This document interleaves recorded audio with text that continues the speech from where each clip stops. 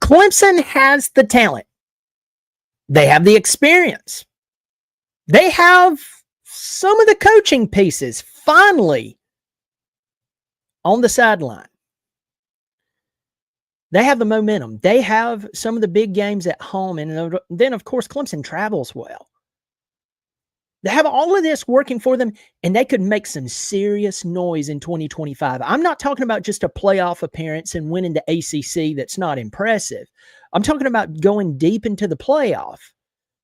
But there's still one question that, if you're being realistic, you can't ignore.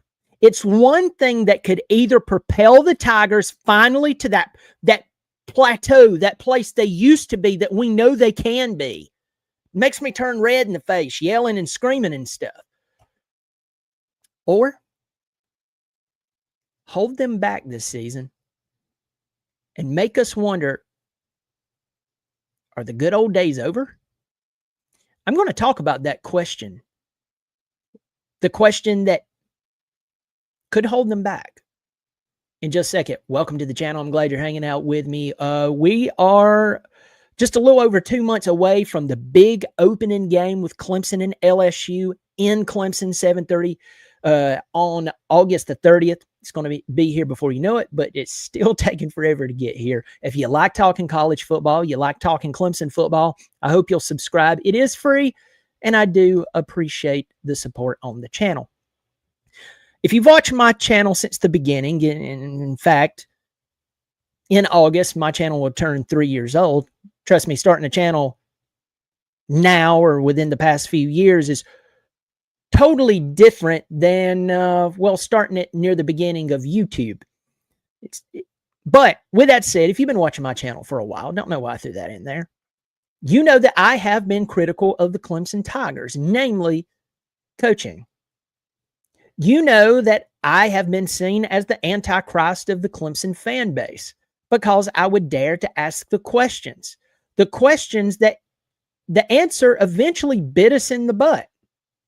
But hey, I'm on a kind of an optimistic high for this upcoming 2025 season. Even some of you are concerned. What has happened to me? Have I went on medicine? Blah, blah, blah, blah, blah. Have I lost it? Well, it's hard to lose what you never had. But my point is, Clemson is being praised by the media. Well, some of you say, who cares what the media has to say? Okay, I get your point.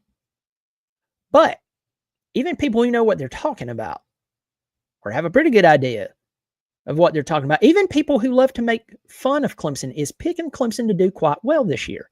Why? I don't know. It's because they have 17 returning starters. Maybe because they hired Tom Allen, one of the best defensive coordinators in the country.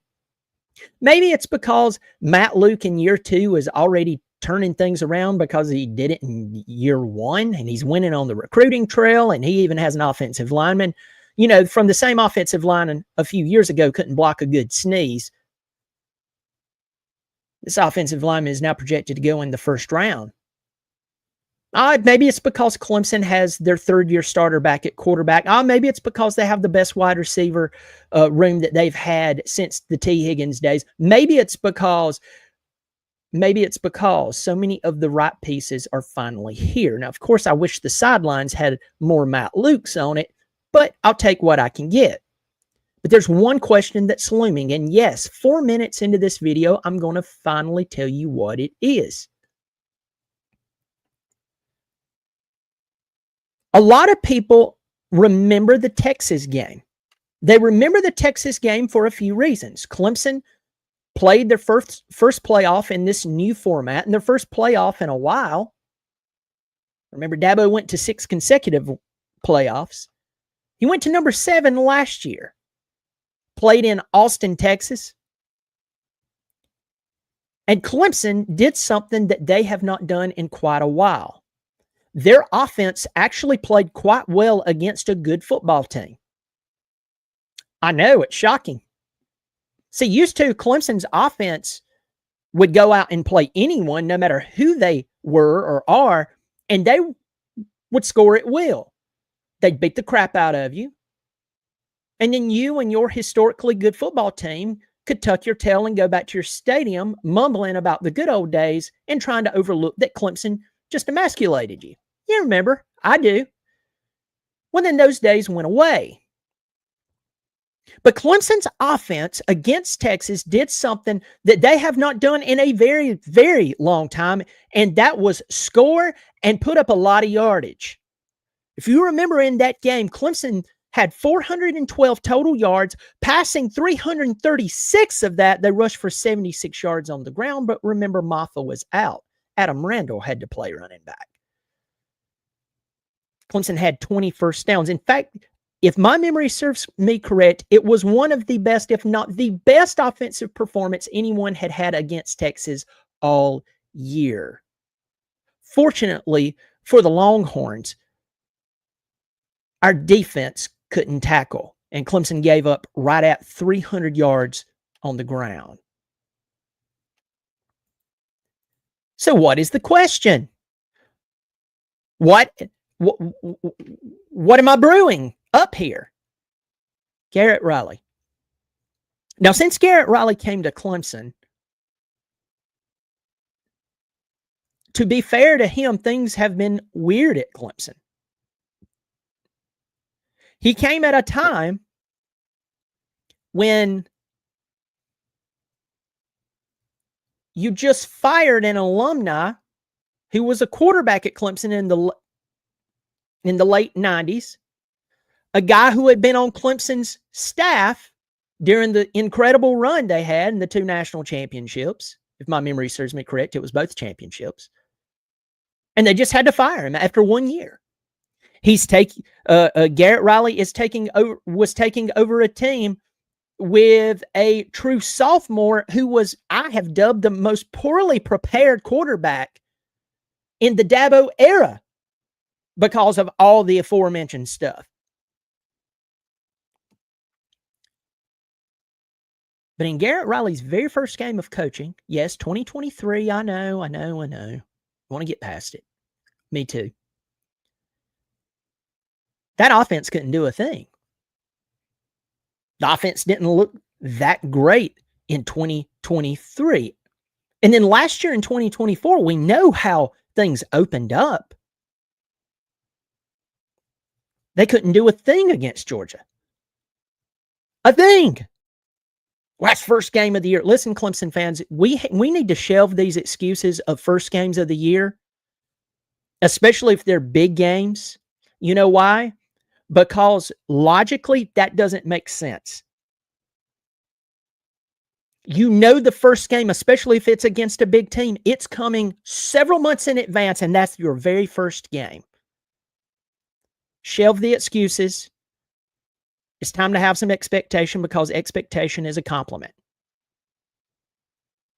If people don't have expectation of you, they think you're a loser. Etch that in stone and give it to your mama to keep in your baby book.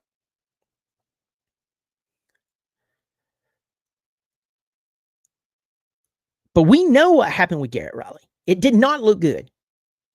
Then the next week, everybody was happy because Clemson ran up over 700 yards of total offense against the worst Appalachian State team they have fielded in many, many years, so bad they ended up firing their coach at the end of the season, a guy who also was an alumni. So before you get over there and wet your drawers that you blew out a bad football team, and that excuses what happened the week before against a good football team. So that doesn't make sense.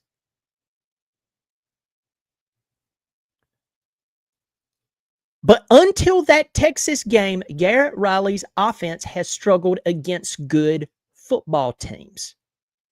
Now, Garrett Riley is a polarizing figure in the Clemson community. And by the way, this is not slinging mud at Garrett Riley. If he or his family, which they could care less what I think, should see this and think that I am beating up the guy, I'm not. I'm just saying some stuff doesn't make sense here. Because ever since he's arrived at Clemson, other than that Texas game, His offense has not done that well against any really good team. Sure, you could throw out the 2023 Notre Dame team that they beat. But at the end of the day, that Notre Dame team ended up not being that great at the end of the season once the dust settled. So how can it be, and how does a man who is from an offensive guru family struggle with a team who has more weapons than the previous teams that he's had? Let's talk about some of his stats coming into Clemson, and then I'm going to dive deeper into this. All right. This is directly from Clemson's website. So if you're like, what's your source? It's clemsontigers.com/coaches/Garrett-Riley/. Go for it. Joined Clemson from TCU, where he served as the team's offensive coordinator, helping the Horned Frogs to a 13-2 record, a Fiesta Bowl title, and berth in the college football playoff. Arrived at TCU during a 2021 campaign in which the Horned Frogs finished 5-7 and produced the nation's 65th ranked scoring offense. In his one season in Fort Worth, he transformed the unit into the nation's 9th ranked scoring offense at 38.8 points per game. The explosive group led the FBS with 22 plays from scrimmage of 50 yards or more. Let's go down to when he was at SMU. Served 2 seasons at SMU from 2020 to 2021 in the same role. His offense with the Mustangs finished in the top 15 in the nation in both scoring offense and total offense in both seasons, blah, blah, blah, blah, blah.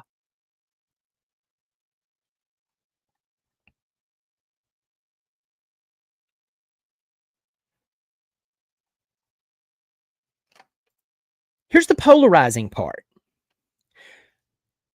That there have been rumors that Dabo was helping him call plays.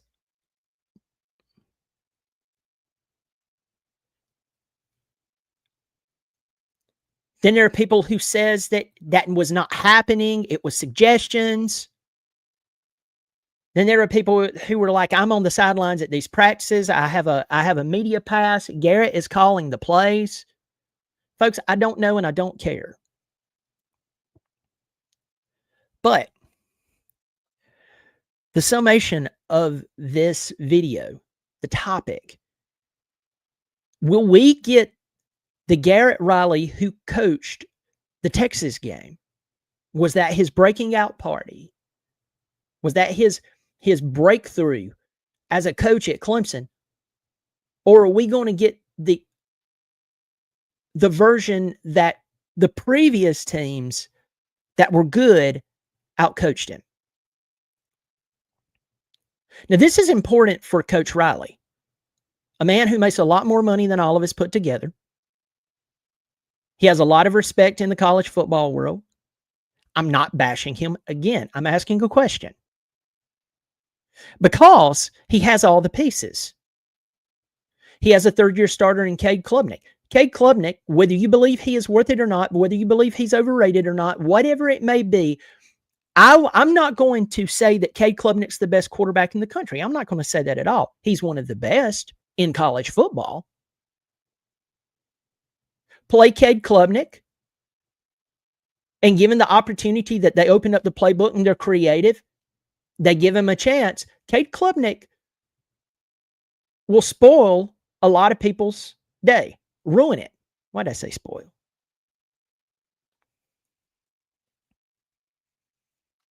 Here's my point. He has Cade, third-year starter. He has 4 out of 5 offensive linemen returning with Matt Luke, the best in the game, coaching them. He has the best wide receiver room in since the T. Higgins days, and one of the best wide receiver rooms in America. His running backs, though young, are extremely talented, and he does have some tenure there. He does have some experience. So, he has the tools. I think across the ball, he has a defense led by a man who is gung-ho on trying to ensure that Clemson has the very best defense in the country. And Clemson will be better at defense this year. They definitely will be with a guy like Tom Allen running things. Because I'll guarantee you, behind closed doors, he's not just focusing on the players. He's looking at his position coaches going, you shouldn't be here. Or if you want to be here, you better do better because I can't have you over here farting around. I'm sorry. Not going to do it. That's not my style. Nuh-uh. Garrett has the pieces. He does. The team has more pieces as a whole than they've had in a long, long time. My question is, are we going to see the playbook opened up when it needs to be opened up? And I jokingly say this all the time, but I mean it. Even though it's comical, I mean it. Clemson, they don't have to open up the playbook against Troy. Spot the ball, run solid plays, beat the crap out of them. Next.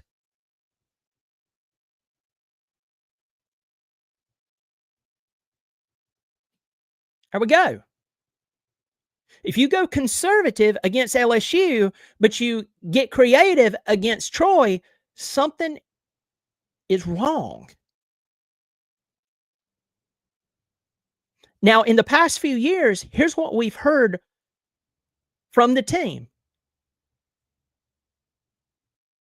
Different interviews. Well, we couldn't call those plays. We couldn't do it. Or there was this or there was that. Folks, I mean, the pieces are there. They are there. So my biggest question mark is whatever was going on with the play calling, whoever was doing what, I don't know.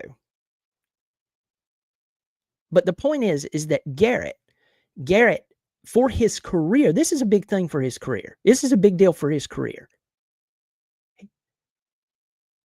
If he wants to move on to being a head coach at a reputable school, he must have an incredible season this year. To where people are beating down his door going, we will give you a bucket of money. We'll pull up a Brinks truck to your house and we'll let you and mama go in there and get what you want. We'll make that your contract every year.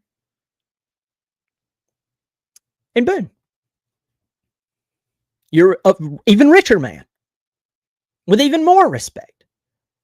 But that cannot happen if we see some of the questionable play calling that we have seen over the past few seasons.